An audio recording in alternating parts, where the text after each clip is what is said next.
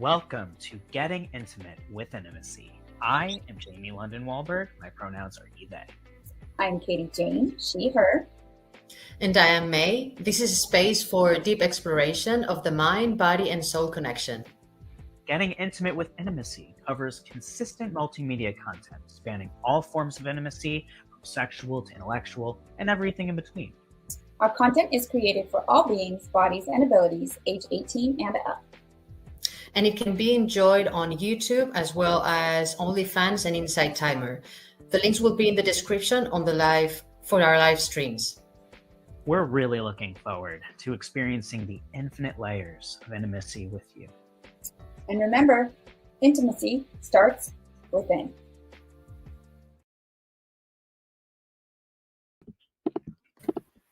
Namaste, everyone. Welcome back. Welcome back to Getting Intimate with Intimacy. We are back for episode 21, our part 3, deep diving that much further into the question, how has the societal sexualization of the human body affected our lives and intimacy? We're going to give you a little recap on the last episode, but before we do, let's tap on in and say hello. Namaste, I'm Jamie, he, they pronouns. I am Katie Jayne, she, her, they. I am May. Hello from my heart. And we are here to get intimate with intimacy and share together. If something comes up for you in the session, feel free to comment and we will tap on in when we can. But we have definitely a lot of conversation to continue. May, did you rewatch and you were excited to do the recap, or you want me to do the recap? I will do a slight recap. Maybe you have more details. But firstly, I talked about my experience in Ethiopia and how I realized that breasts there are experienced in a very different way than in the Western world. So they're not sexualized over there. Katie went on explaining how her first intercourse happened and what was the impact for her and different situations around it, and how late she was in understanding her own body. Like, she didn't have any proper sex education at an early age, like most of us. Not so early with any of us, but anyway, she had it quite late in her life. And Jamie had a kind of intimate experience with another child when they were young, out of curiosity, and how that turned out to affect him when people find out, and the interpretations around it. And what else did we? Oh, then we talked a lot about sexual education, how we think it should start. It should be more thorough. It should be more comprehensive, more positive, more inclusive. And when would be the ideal age to start teaching this, either at home or at school?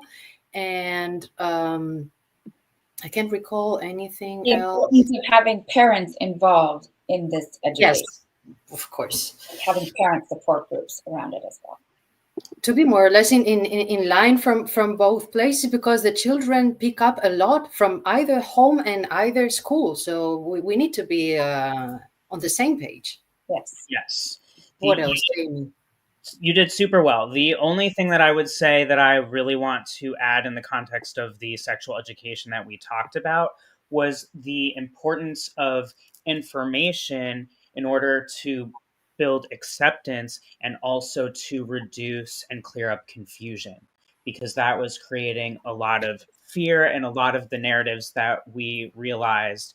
And we had also talked about how it's important to consider not separating so much between the sexes and genders, at least in the early years, because it builds a lot of confusion for those who may not align within those narratives. But actually, I realized as I was re-listening to the episode earlier today, I realized that it's actually still important that even though we honor having time to have that separation for those who feel safest, that this is also important as we get older, because what ended up happening is most people have no idea about anyone who doesn't have a body like them. and let alone barely understand their own body. And that is part of how confusion gets, and it gets more confusing, and it makes it therefore pretty difficult to give informed consent, and how much we wanted to make sure that consent was the foundation of everything. And May, you wanted to talk about desires today, and we had also said that we wanted to we focused a lot on youth, and we wanted to focus talking about teenagers and college years as well when it came to things. Anything else, KJ? Anything that you feel that you didn't cover? Oh no, did a great job on the recap. That was fabulous. One other thing I'd like to touch on today that kind of builds on what we're talking about, which is just recap. We talked about having the parental support groups in early education, which is super valuable for sure. And I feel like another interesting topic to explore would be, support groups for teenagers, like peer support groups. Mm-hmm. So along with the education, the option, not like a demanded or expected or required, I guess, support group, but like the option, right there to build that community. Because in many different cultures, when a girl comes of age, they have a whole separate camp with women. They talk about their period or they're menstruating together, right? Like there's a whole different support group around it, kind of just built into cultural traditions. And so I think that would be a cool addition, right? A beneficial addition, just to be like, hey, we're going through the same stuff in our bodies, normalizing that and supporting and having that element of community available, not required, but if folks of either genders, wanted that support, it's there. I love that concept. As I was listening to you, I was like, what support did I have? And there's a part of me, I think, that thought I had a little bit more support than I'm realizing that I had. But there's also support in friends doing the best they can to sort of support each other from where they're at, which is 99.9% misinformation and trauma. I don't remember having I don't feel like there was a day where I was like, wow, I feel so supported right now around my period and sexuality. Not till probably college. And that wasn't from a sexual education course. So we have a lot of ground to cover today. May, I know that you didn't get to touch upon it last time, and that was something you really want to do. So shall we start with sexual desires? Where do you want to begin? Okay, one thing I just want to pick up where Katie touched on today, which is the groups. I had also thought about how important that is. And I think that both separate groups and mixed groups are necessary. I will give you a little example of what I experienced recently between youngsters, and it was in Tanzania, where I was on Christmas, and I was helping out at a rescue center for girls. And exceptionally, there were two boys in their 16th, 17th years. And so when I was giving a speech about woman empowerment and self-consciousness, I noticed that one of them was in pain. And I asked her what was going on, and she didn't say anything. But because of her body language, I thought, I think she's on her period. And so at some point she didn't say, but another girl around her, she told me. And I just said very respectfully that she shouldn't be ashamed to say that out loud. I emphasized that I was not forcing her. I was just emphasizing the fact that it's something absolutely natural and normal. And whether there are men or boys around shouldn't change the fact that it's still something natural. And because they are Christians, I also bring into them the notion that that's God created, like the body is the way it is, and it's the way it is designed for us to bear children and everything. And I also invited them to reflect, if you don't share how your body works, how your body is, and how you feel about it with men, how do you expect them to understand you better or support you when you need it? So, both for the two boys who were there and the girls, they didn't say much because they're not used to express themselves often. This was challenging for them, but of course, it's not my place to push anyone outside of what is natural, common, or cultural for them. But I would just bring them into reflecting and making natural everything that is natural. So my point was, in the end, don't be ashamed of anything that comes naturally with your body. Like I said, we also have to pull. That's part of the design. There's nothing we can do about it. And the more you feel ashamed or disgusted about natural things, it's going to make your human experience much more difficult. And so that was one of the point. And the other point was, make the boys part of it as soon as possible, in the most natural way, again, for the benefit of all of us.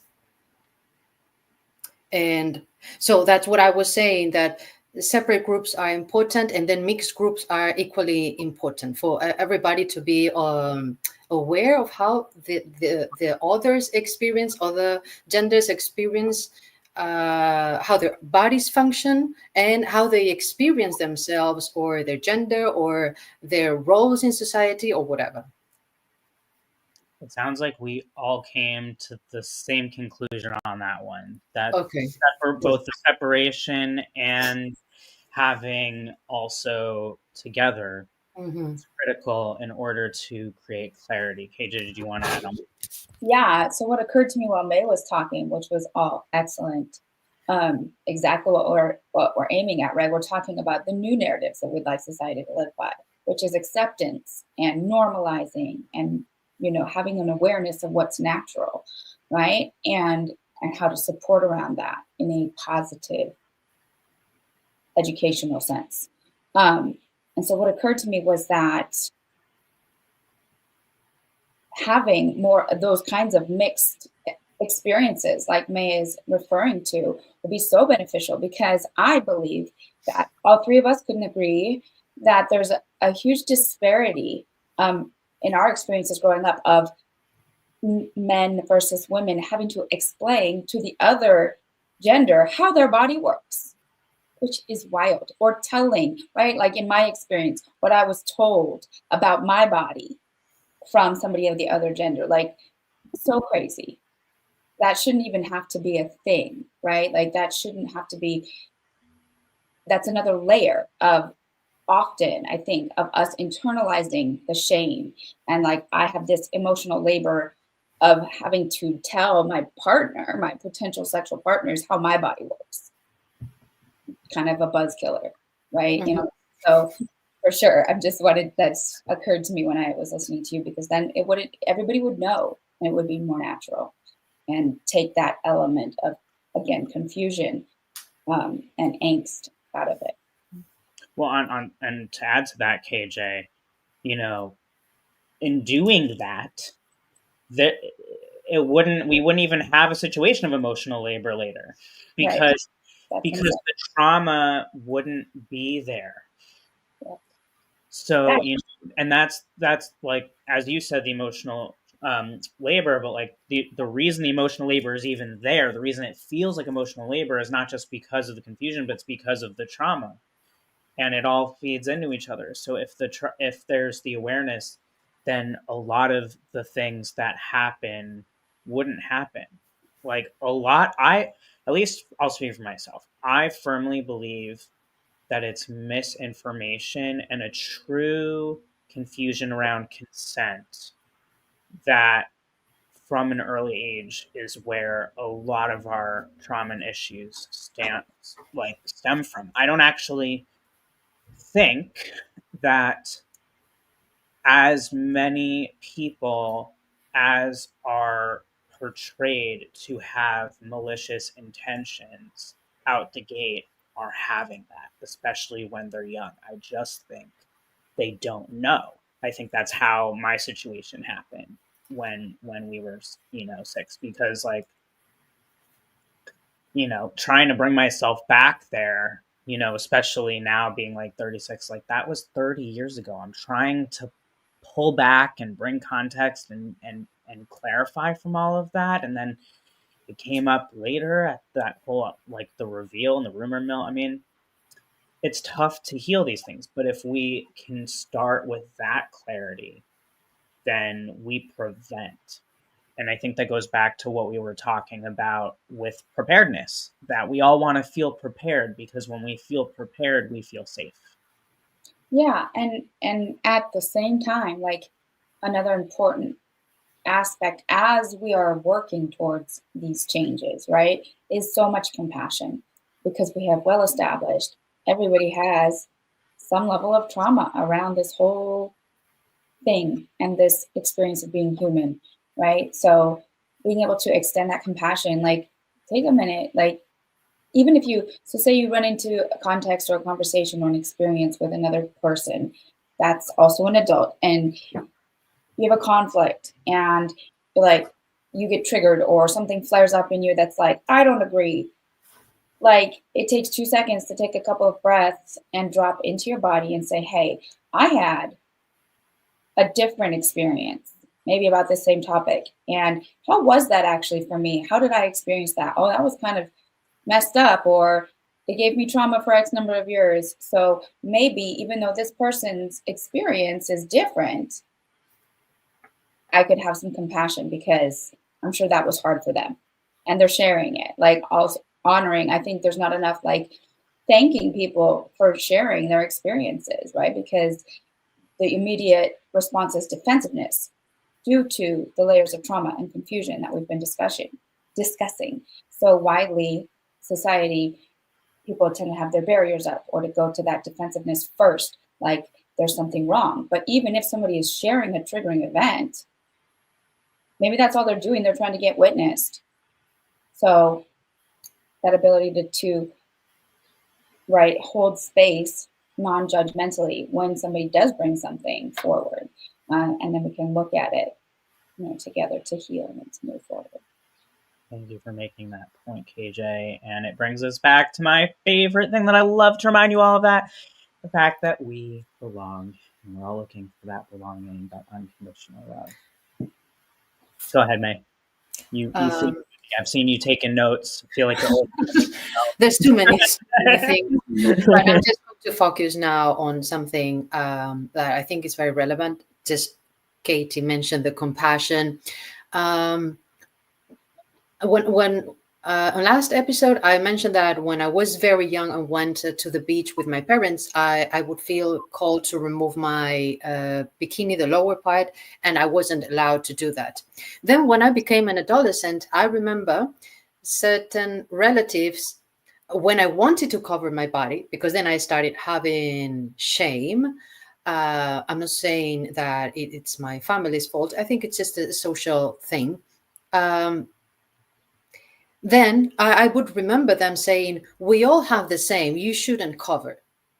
And while that is true, on the other hand, the way our sexual or body parts look is so different that it can be called biologically that's the same, but aesthetically it looks so different that is actually for me not a reason to say, oh, I don't think I have exactly the same as my sisters or other female friends that I have slightly seen naked, on the one hand. And on the other hand, it's not for you to decide whether I should feel comfortable getting naked or not in front of you.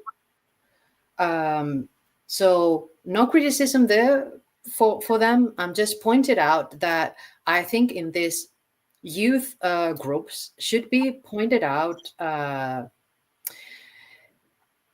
quite intensely how our bodies look different and how important it is to not say, and I'm going to bring out another topic here, to make any kind of comment that may look just kind of informal and kind of not very serious, not very offensive. And yet, when you make a comment, because it has happened to me, to some people who their self-worth may be attached to their beauty or to how they have body dysmorphia or whatever, it can cause a trauma, the slightest comment. And I remember several comments throughout my life when I got naked, which at some point brought huge shame and insecurity to share my body naturally with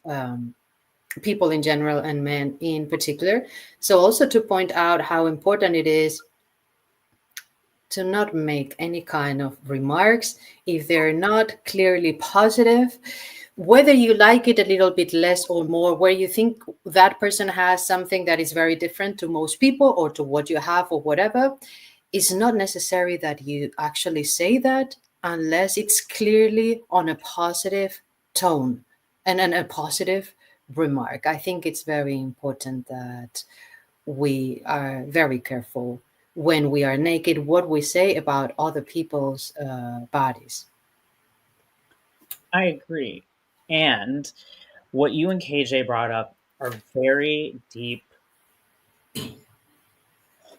It's like very deep self-awareness, right? Which like a lot of people don't have right out the gate.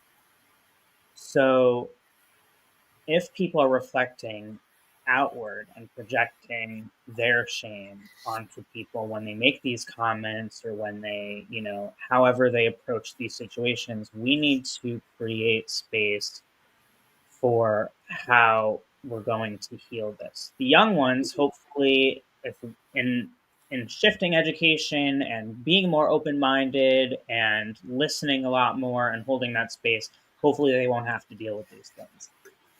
But if you're probably, millennial and older, Mm-hmm. Gen Mm-hmm. Z and older, then you've got a lot of stuff to clear up, and that's different for people. And so, you know, it's because like as I listen to what you're sharing, May, it brings up two very opposing stories that like mirror yours in a way, and I didn't put two and two together until just now because I've heard you tell me this story a few times, even off of our off of this. And what it shows me is like the reason it's confusing is because we have these directly opposing narratives for children and then for adults, and Mm-hmm. there's as if there's no in between, there's like no acknowledgement of what happened.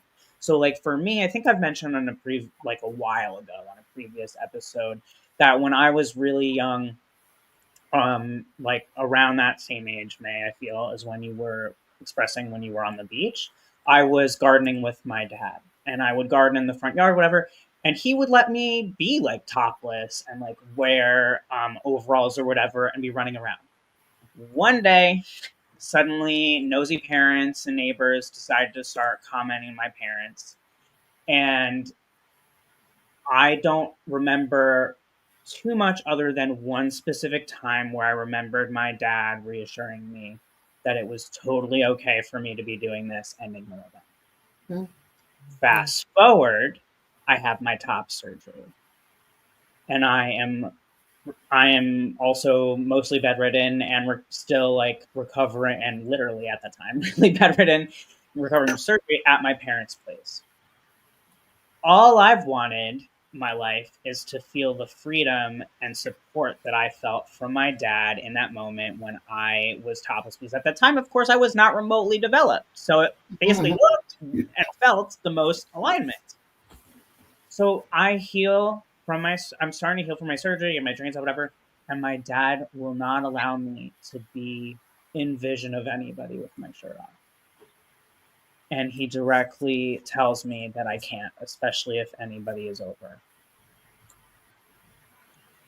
And so I don't know if you feel, May, like there's a mirroring between our stories, but I feel I feel there's a mirroring where there's this dichotomy of these two different stories of two different ages of like, yes, this is okay, no, this is not okay. For it's reversed in the sense for you, it was like it was not okay initially and then it was okay. But either whichever direction you go in, it's still a different narrative that's directly rubbing up the other one, and it creates shame. And even though my dad supported me at that young age, I knew what was being said about me. And so I had that shame from other parents who were, of course, predominantly moms, if not entirely. Mm.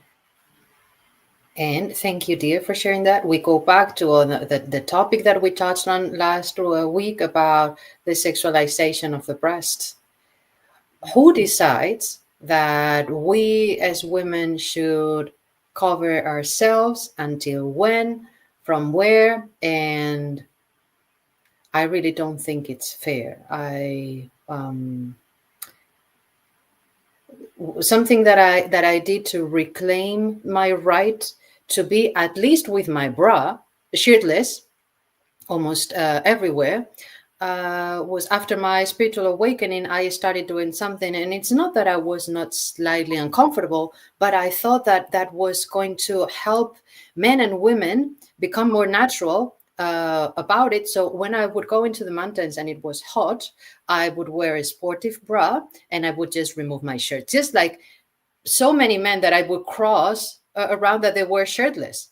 That was one place that I was doing it 100% of the time when I was hot. So I was not forcing myself. Is I'm hot, I want to remove my shirt, and I'm doing it. And the other place where I was doing it is in every spiritual retreat where I would go, where there is more of a natural and very friendly and respectful environment.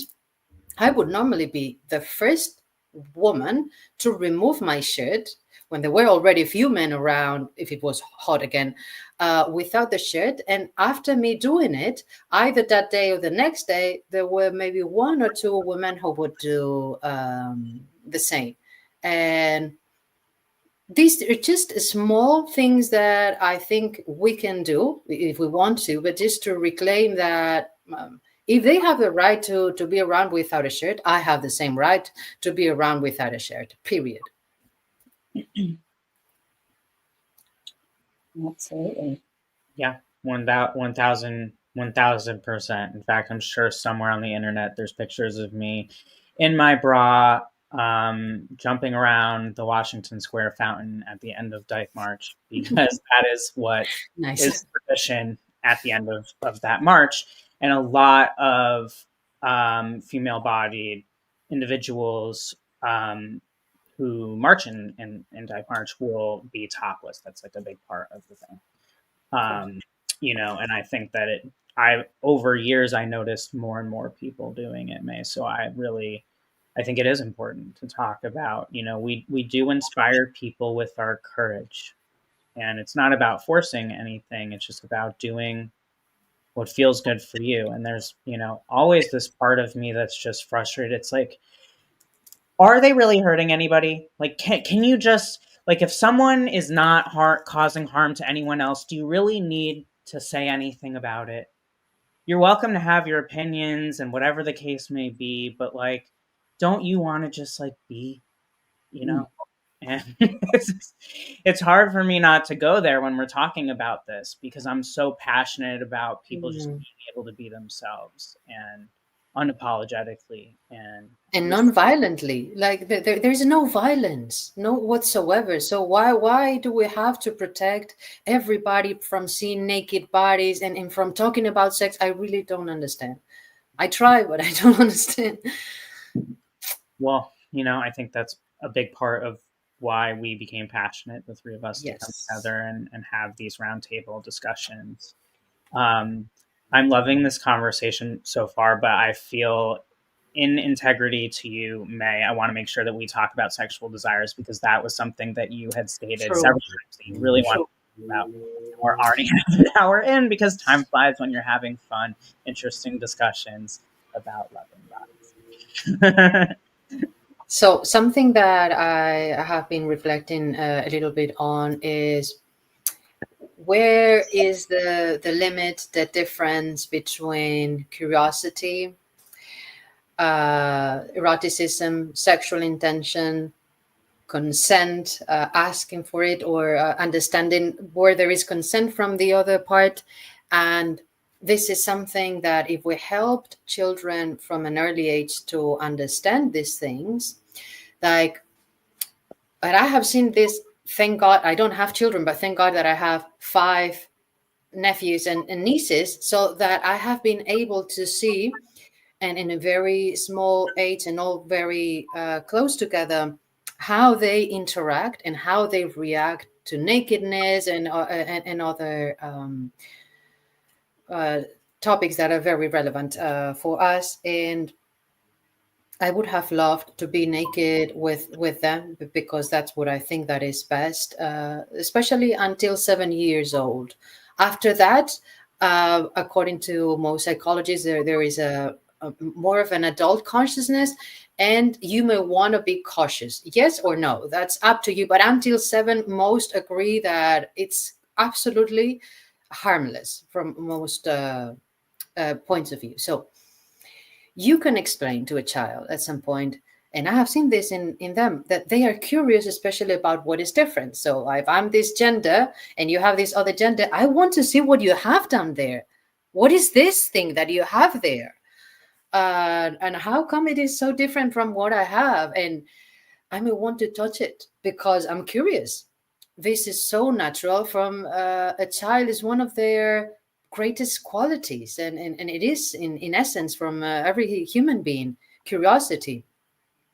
Now, if we find out a child being curious about other children's bodies, we shouldn't make a big deal, I think, a big deal about it. Shame, overreact, get serious, or dramatic about it in any way, or shame them. Is if in advance you explain, we have different bodies because of the genders or because of how naturally you are designed, and it's okay to be curious, but before you put your hands in other people's bodies, you should ask permission. Then it could also happen that 6 years old, one asks the other one permission to touch, and the other one says yes because they don't see any harm about it. Then what happens. What can we do about it? Once it has happened, because it has come out naturally from 2 little human beings, what can we do about it? It's going to be part of their experience, of the human experience that happened. I don't think we should get too dramatic about not allowing children to be alone, because that could happen, because just mainly they're being curious. Then at a more advanced age, sexual desire is going to come up.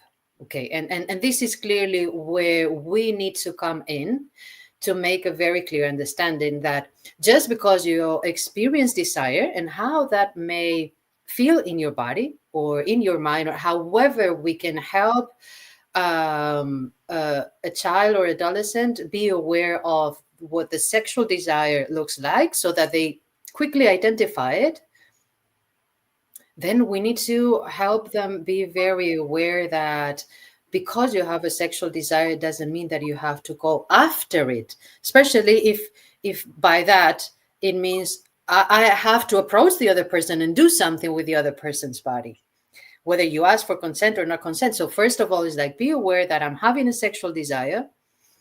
I may have the option to just let it go. I may have the option to masturbate, make it so natural.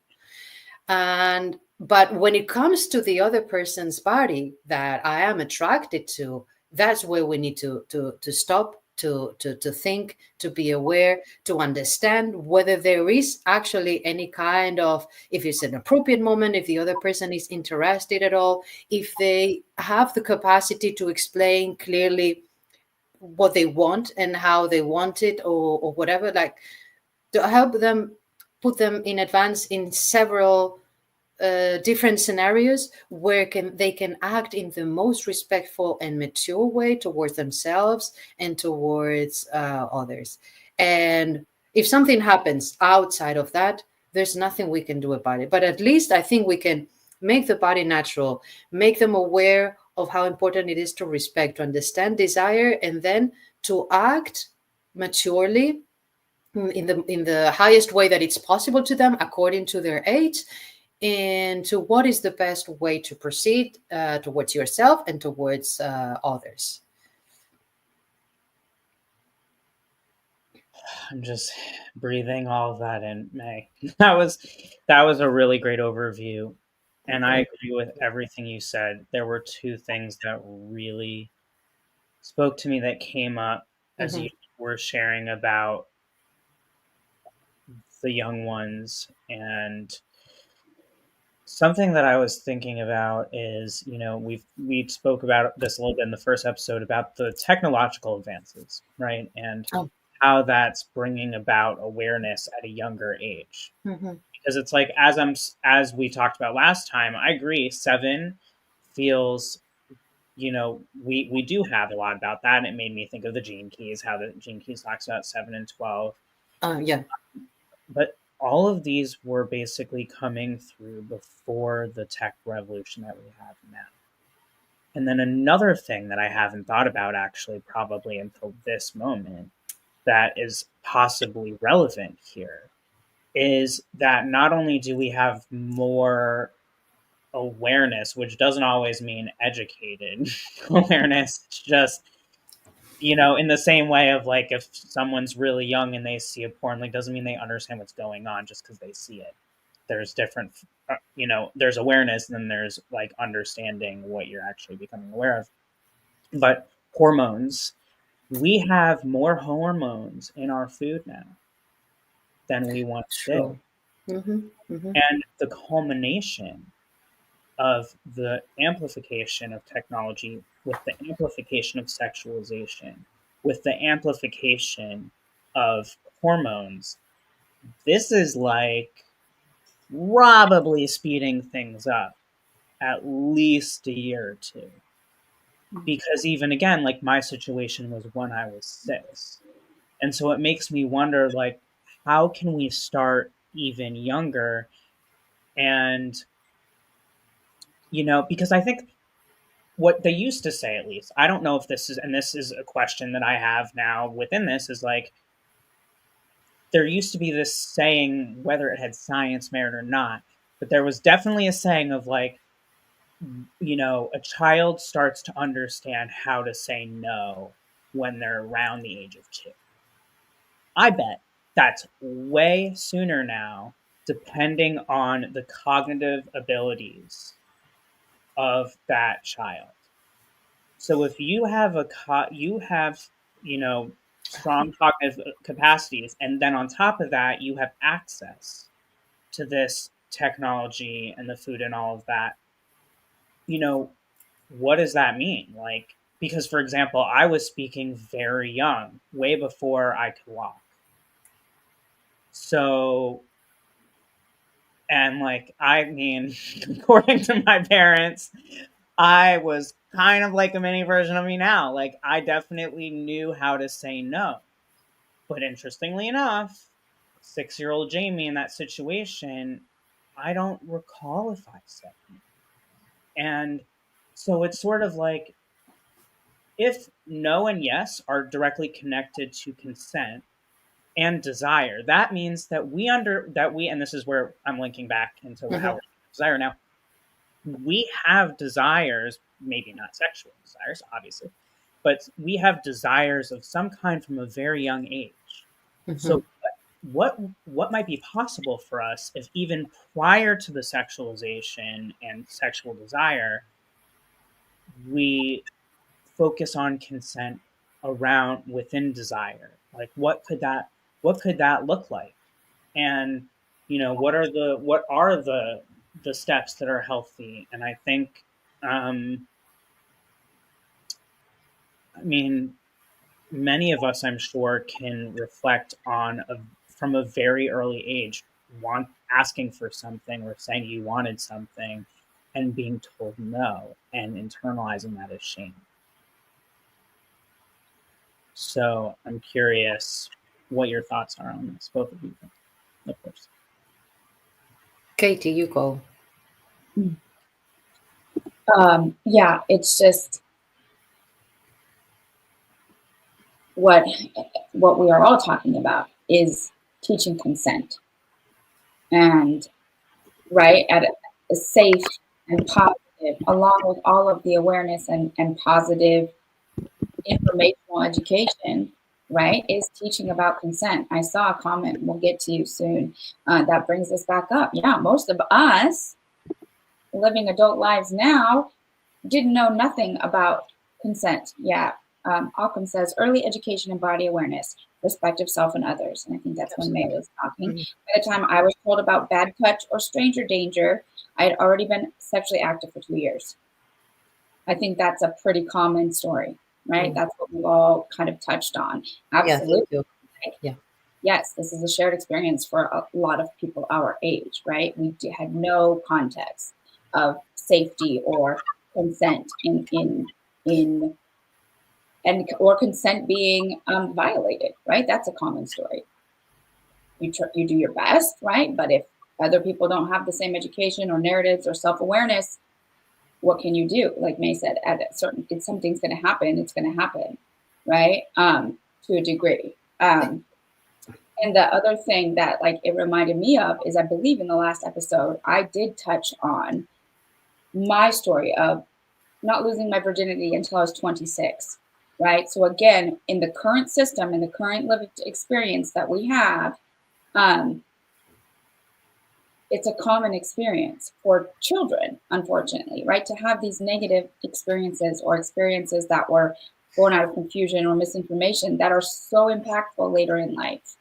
Because again, thinking about this, I believe around age 7 that I had some kind of predatory experience in the church. I don't remember. I've really blocked it out. If that was something that happened, like there's a block still for me energetically. And I'm not saying that I need to remember. I know what I know. And my intuition, it was a confirmation of my intuition about a certain individual that I never liked, like one of my best friends' fathers, right? So, and again, due to my warped teaching or lack of education due to the church, I like shut that down. I didn't even think about sexual desire until my mid-teens, right? And then again, surrounded by shame and confusion and doubt. There's just, of course, these are the kinds of stories that we want to eradicate, right? This is the point of the conversation about changing the narrative in society. Occam says more talk about the difference between consent versus coercion would go a long way, especially in high school. Yes. 10 out of 10 recommend Occam. You go back and listen to our last 2 episodes and the beginning of this one, because I know you didn't catch the beginning, and we appreciate you being here. Yeah, such an important conversation, right, about consent. And like, that is the vision that we're talking about, right, is having more positive education from an appropriate age to avoid this trauma, like Jamie said earlier. Like, it's due to the existing trauma and the generations of existing trauma that we are working to change the narrative so that we have children enjoy their youth, right? Have that innocence, like be naked at 4 years old and no, it's not a big deal because you're a baby. Mm-hmm. And the fact that you can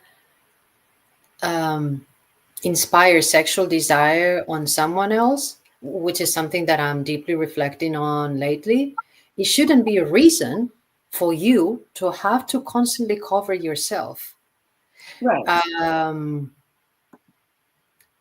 I try to understand why in society we have made a problem out of this, and we call it like it's a protection, as if the human being was a constant threat to its own self constantly, or men were a constant threat to women. I mean, if we all progress into naturalizing the human body, what is the harm to activate sexual desire in others? if others know how to behave properly and um, and manage their own sexual desire, where is the matter? Why should I have to cover myself? Why should we make sex such a taboo? Like, it's not such a big deal. And it's not something, uh, from my perspective at least, wrong or dirty or that has to be necessarily private. I think it's very exciting to watch adults having consented sex. And I don't think I'm the only one who thinks that, but it's just that it has not been ever naturalized or normalized.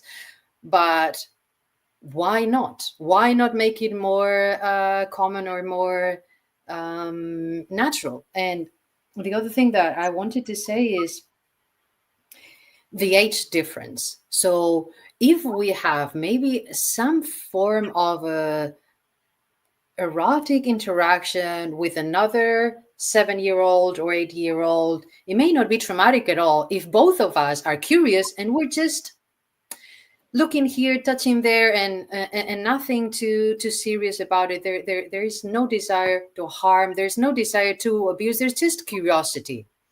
But when the age gap is huge, there's normally, I think, where the trauma really comes, because I think even in the most unconscious place of you, even if you are not understanding what is going on, and even if your body is not experiencing any kind of pain or whatever, there is a part of you who feels that the other person is using their own power to create a situation where they're trying to take something out of you that you have not fully consented and that is not natural for you. But you may not be aware of that until an older age. And thank God that many people don't experience that. But those who do, this is my understanding. I may be completely wrong. But the difference between children playing together and exploring together as to an adult and a child, it's a huge difference, huge. So what I'm trying to say is that to normalize a little bit more that children it's natural that they can have their own interest in exploring each other. And I think there's nothing wrong unless one of them is feeling abused, of course. All good points, May. I think, look, we're not going to solve Nope. all of this in 3 episodes. Probably not 3 days. Probably not 3 months. 3 Maybe not years. weeks. I do feel like we've had some really valuable conversation, and hopefully those who have tuned into these 3 episodes feel seen, heard, and supported, and maybe it unlocks some things for you to get a support around and unpack things. And remember that we are here for you. We do offer workshops, we do offer speaking, we do offer sessions, really, as well as the three Coaching. of us all together. If you enjoy getting support in this method, just you wait. And we are about to shift around our format a little bit more to get things even more exciting. We're going to elaborate on that next week. But in the meantime, you can definitely watch our previous 2 episodes. Make sure that you like and subscribe so that way you can go back, and we actually have a podcast playlist so that everything is super easy for you and you can listen to it as many times as you like in order. And I will put our webpage down that has the links to all the different locations that we put various types of content, and we'll be expanding on our types of content.